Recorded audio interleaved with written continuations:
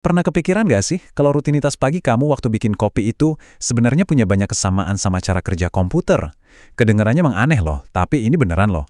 Nah, dalam beberapa menit ke depan, kita bakal coba telusuri bareng-bareng perjalanan dari secangkir kopi yang sederhana sampai ke jantung logikanya dunia pemrograman. Yuk, kita mulai. Oke, coba bayangin. Pagi-pagi butuh banget kafein buat melek. Apa yang biasanya kita lakuin? Pertama pasti buka bungkus kopinya. Terus tuang kopi sama gula ke cangkir andalan. Lanjut, siram pakai air panas, aduk-aduk sampai rata dan jadi deh, kopi siap dinikmati. Gampang kan? Semuanya urut, langkah demi langkah, jelas banget. Dan sadar nggak sadar, kamu baru aja ngikutin sebuah algoritma. Yap, beneran. Proses yang kelihatannya sepele dan biasa banget itu sebenarnya contoh paling pas dari apa yang mau kita bahas. Jadi ini tuh bukan sesuatu yang ribet atau cuma buat programmer aja. Algoritma itu ada di sekitar kita setiap hari. Jadi, algoritma itu sebenarnya apa sih? Gampangnya gini, anggap aja algoritma itu kayak sebuah resep. Sama persis kayak resep bikin kopi tadi, algoritma itu pada dasarnya adalah resep buat nyelesain masalah apapun dengan serangkaian instruksi yang jelas dan logis. Oke, secara formal definisinya emang kedengeran agak teknis ya. Tapi coba kita bedah bareng-bareng. Urutan terbatas itu artinya ada titik akhirnya, nggak jalan terus-terusan. Terdefinisi dengan baik, itu maksudnya setiap langkahnya jelas, nggak bikin bingung. Intinya ya cuma sekumpulan langkah yang logis dan sistematis buat beresin satu masalah. Nah, ini poin pentingnya. Nggak semua instruksi acak bisa disebut algoritma yang bagus loh. Dia harus jelas, artinya nggak ada ruang buat salah paham. Dia harus terurut, kan nggak mungkin kita ngadu kopi sebelum air panasnya dituang ya kan? Dia juga harus terbatas atau finite, artinya harus ada ujungnya, harus selesai, dan yang paling penting harus efektif, bener-bener jadi solusi buat masalahnya. Oke, kita udah dapet nih konsep algoritmanya. Tapi, gimana caranya kita gambarin konsep ini biar gampang dimengerti sama semua orang, bahkan sama orang yang nggak ngerti teknis sama sekali? Nah, disinilah kita butuh sesuatu yang visual. Yuk kita lihat gimana bentuknya. Kenalan yuk sama yang namanya flowchart atau bagan alur. Anggap aja ini kayak peta atau denah dari sebuah algoritma. Jadi, flowchart ini adalah diagram yang nunjukin langkah-langkah dan juga pilihan-pilihan keputusan yang mengubah instruksi teks jadi gambar yang jauh lebih gampang kita cerna. Nah, kekuatan utama dari flowchart itu adalah sifatnya yang universal. Karena dia pakai simbol-simbol standar, flowchart ini bisa nembus batasan bahasa. Siapapun, dimanapun, bisa ngelihat sebuah flowchart dan langsung ngerti alur logikanya, tanpa perlu baca satu baris kode pun. Keren kan? Sekarang, jangan pusing dulu lihat simbol-simbolnya. Kita cuma perlu tahu beberapa yang paling dasar aja kok buat bisa baca dan bahkan bikin flowchart sederhana. Anggap aja ini kayak balok-balok Lego buat ngebangun logika visual. Kita lihat satu-satu ya. Pertama, kita punya bentuk oval, namanya terminator.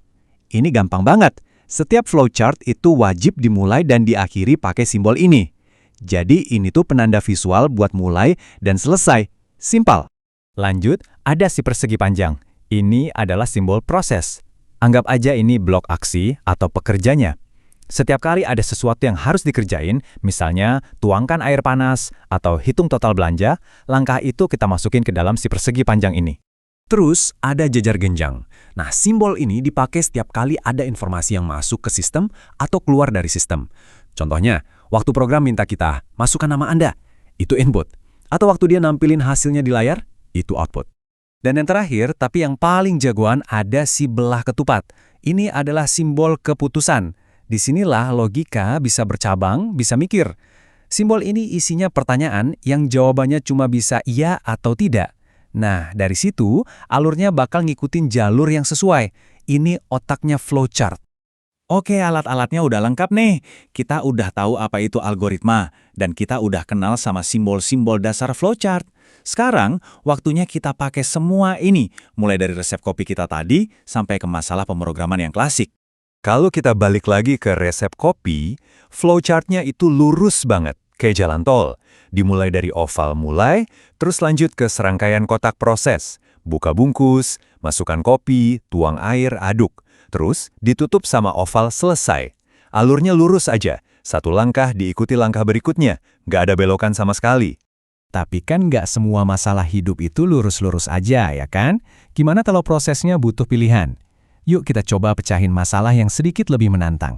nentuin sebuah angka itu genap atau ganjil. Nah, beda sama bikin kopi, di sini kita perlu bikin sebuah keputusan. Gini cara kerjanya. Kita mulai, terus kita minta input sebuah angka, kita sebut aja N. Nah, ini dia intinya, kita masuk ke si belah ketupat keputusan dan nanya, apakah sisa bagi N dengan 2 itu hasilnya 0?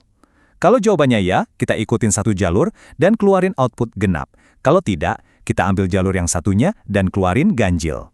Kedua jalur ini nanti ketemu lagi sebelum akhirnya prosesnya selesai. Keren banget kan cara kerjanya si simbol keputusan ini? Flowchart emang hebat buat visualisasi, tapi ada alat lain namanya pseudocode. Kalau flowchart itu visual, nah pseudocode ini basisnya teks. Jadi kayak kita nulis langkah-langkah algoritma pakai bahasa manusia biasa yang dibikin mirip-mirip kode, tapi tanpa aturan penulisan yang ketat. Biasanya, flowchart itu enak banget buat presentasi ke orang non-teknis, sementara pseudocode lebih cepat buat para developer ngerancang logika sebelum beneran ngetik kode.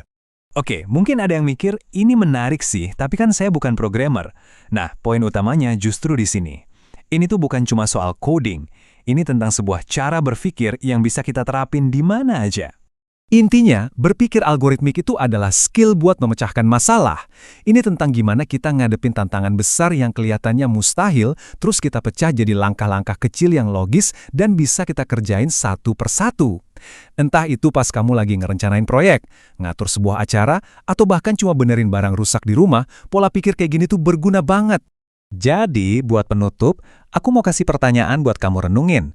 Coba deh, pikirin satu aja masalah di kehidupan sehari-harimu, mau itu besar atau kecil. Kira-kira gimana ya caranya kamu bisa gambarin masalah itu dalam sebuah flowchart sederhana, biar solusinya jadi lebih jelas dan terstruktur? Coba deh, kamu mungkin bakal kaget sendiri sama hasilnya.